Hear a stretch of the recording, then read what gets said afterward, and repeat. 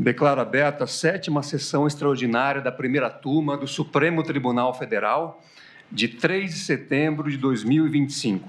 Apregou para continuidade de julgamento a ação penal 2668, núcleo 1, para continuação das sustentações orais das defesas.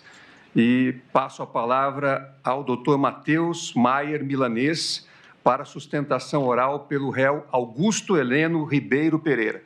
Começo pela live do dia 29/7/21, que o Ministério Público aponta que a presença do general Heleno nessa live demonstra o seu apoio à crítica às urnas eletrônicas. Se esta sessão fosse transmitida da mesma forma que essa live, todos os assessores sentados ao fundo estariam envolvidos. Pois da mesma forma estava o general Heleno. Ele não se manifestou, ele não falou, ele estava mexendo no seu telefone. Foi isso que aconteceu. Bom, então teria feito o general Heleno algo a favor do fim das urnas eletrônicas e a favor do voto impresso? Nós trouxemos uma testemunha, o assessor parlamentar do GSI, o coronel Bulhover, em que ele diz, eu pergunto, né?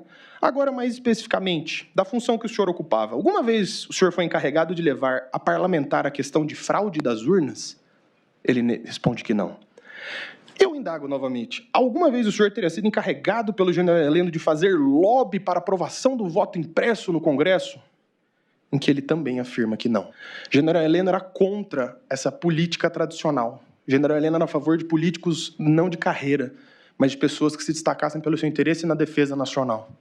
Quando o presidente Bolsonaro se aproxima dos partidos ditos centrão e tem sua filiação ao PL, inicia-se, sim, um afastamento no sentido da cúpula do poder. Claro que não existia um afastamento, claro, 100%, até porque se um afastamento 100%, ele desembarcaria do governo e deixaria de ser apoiador do presidente.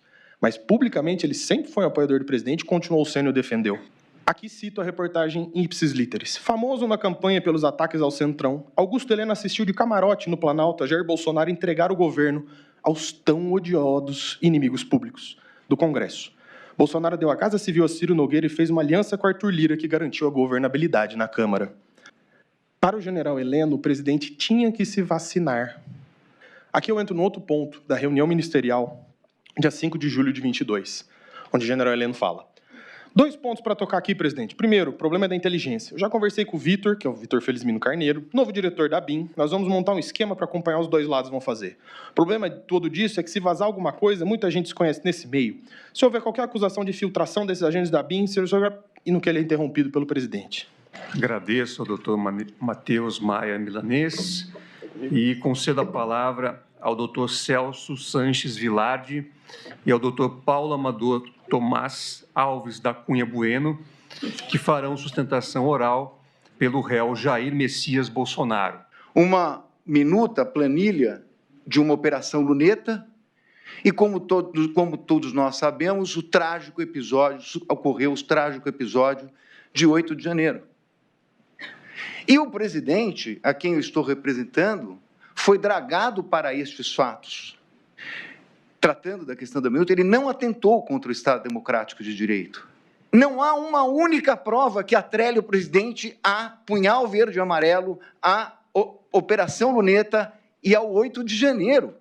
A tese da acusação é de que a criação do caos serviria, na verdade, a um golpe. A denúncia está baseada num general que imprime. Não existe absolutamente nada. Esse caso vai crescendo. Ele vai crescendo para colocar o presidente no 8 de janeiro. Que essa minuta foi encontrada na sede do PL, na mesa do presidente Bolsonaro. Que houve uma conversa no dia 7/12. Houve uma conversa no dia 7/12. Não se pode punir um ato preparatório. O assunto foi encerrado na conversa de 7 de dezembro. Então, o assunto encerrado, gerar uma pena de 30 anos, não é razoável. Inicialmente, gostaria de observar as questões relacionadas diretamente à imputatio delicti, que são o baricentro desta acusação. Os atos preparatórios só poderiam ser puníveis se o legislador expressamente assim o fizesse. Nós estamos diante de um caso que, como todos os outros, porém mais do que qualquer um, exigirá a credibilidade da decisão desta Corte. Agradeço aos doutores Celso Sanches Vilardi e Paulo Amador Tomás Alves da Cunha Bueno e concedo a palavra ao doutor Andrew Fernandes Farias, que fará sustentação oral pelo réu Paulo Sérgio Nogueira de Oliveira. Honrou a memória do nosso pacificador. Honrou a memória do Duque de Caxias. Quando o eminente ministro relator? Quando ele assessorou o presidente da República de que nada poderia ser feito diante do resultado das eleições, é o que diz o delator. Quando ele se posicionou, diz o relator, totalmente contrário a qualquer medida de exceção. Quando ele atuou ativamente para demover o presidente da República de qualquer medida nesse sentido. Quando ele fez a reunião do dia 14 de dezembro.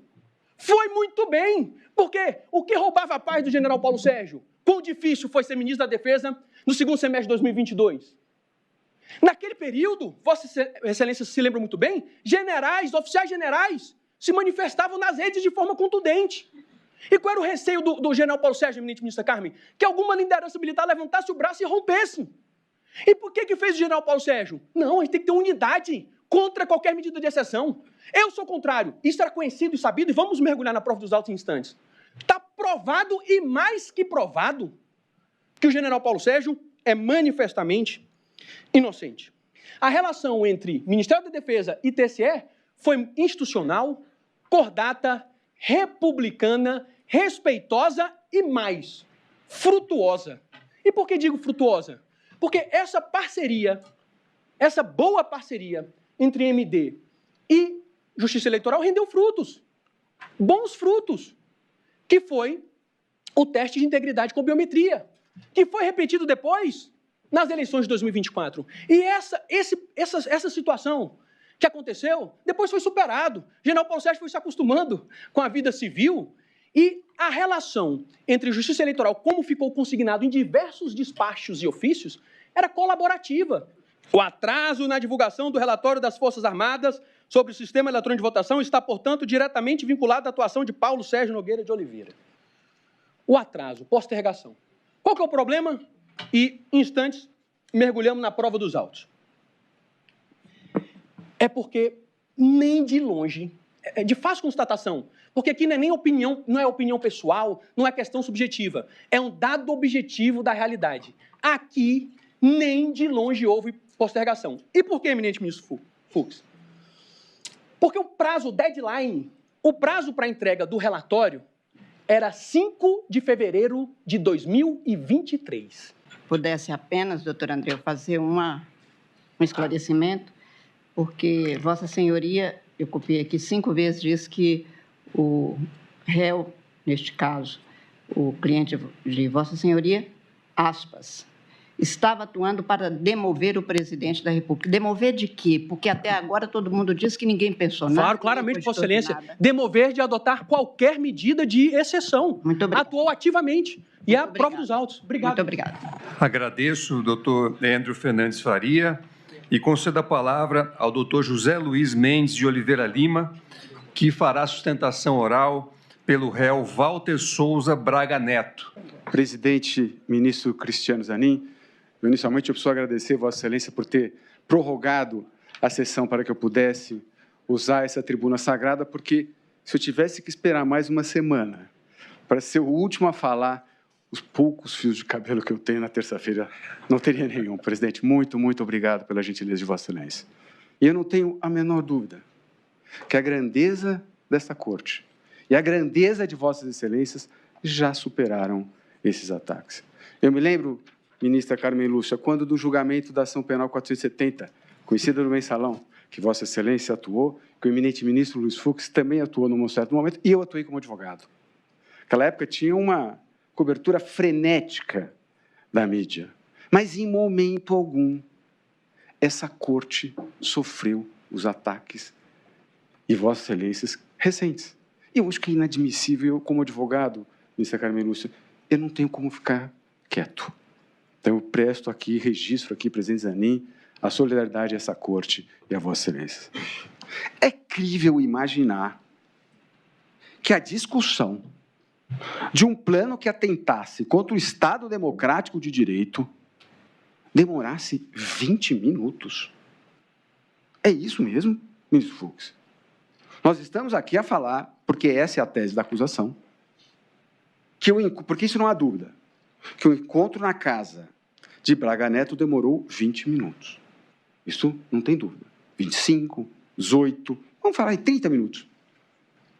30 minutos, eminente ministra Carmen Lúcia, foi se discutido um plano que atentasse contra o Estado Democrático de Direito, de um general 4 estrelas com 2 oficiais. Todo mundo conhece as hierarquias do Exército. Evidentemente que não foi. E todos os personagens ouvidos que estavam nesse encontro disseram isso. Os 2 oficiais que foram visitar o general Braga Neto, eminente ministra Carmen Lúcia, eles falam textualmente que eles vieram a Brasília para questões familiares. Não existe uma única prova. O próprio réu colaborador, quando disse aqui, disse que não presenciou a discussão de qualquer plano, o Punhal Verde e Amarelo ou Copa 22. E aí ele diz, inclusive, que ele sai desta reunião, que ele não fica o tempo inteiro, porque ele tinha uma reunião depois no Palácio Planalto. Alvorada, perdão. Eu estou pedindo a absolvição de Braga Neto porque não tem prova, porque ele não praticou crime algum. Então, evidentemente que ele é um homem de passado nesse país, mas não é por isso que eu estou pedindo a defesa, a absolvição dele. Estou pedindo porque ele não cometeu crime nenhum. Agradeço ao doutor José Luiz Mendes de Oliveira Lima e, com a sua sustentação oral, finalizamos as sustentações orais das defesas. Então, retornaremos os trabalhos na próxima terça-feira, às 9 horas. Então, eu vou proclamar o resultado parcial do julgamento. Em continuidade de julgamento, realizaram suas sustentações orais o doutor Matheus Maier Milanês, pelo réu Augusto Heleno Ribeiro Pereira, o doutor Celso Sanches Vilardi e o doutor Paulo Amador Tomás Alves da Cunha Bueno, pelo réu Jair Messias Bolsonaro, o doutor Andrew Fernandes Farias, pelo réu Paulo Sérgio Nogueira de Oliveira, e o doutor José Luiz Mendes de Oliveira Lima, pelo réu Walter Souza Braga Neto. Em seguida, o julgamento foi suspenso. Fica encerrada a sessão. Desejo uma boa tarde a todos.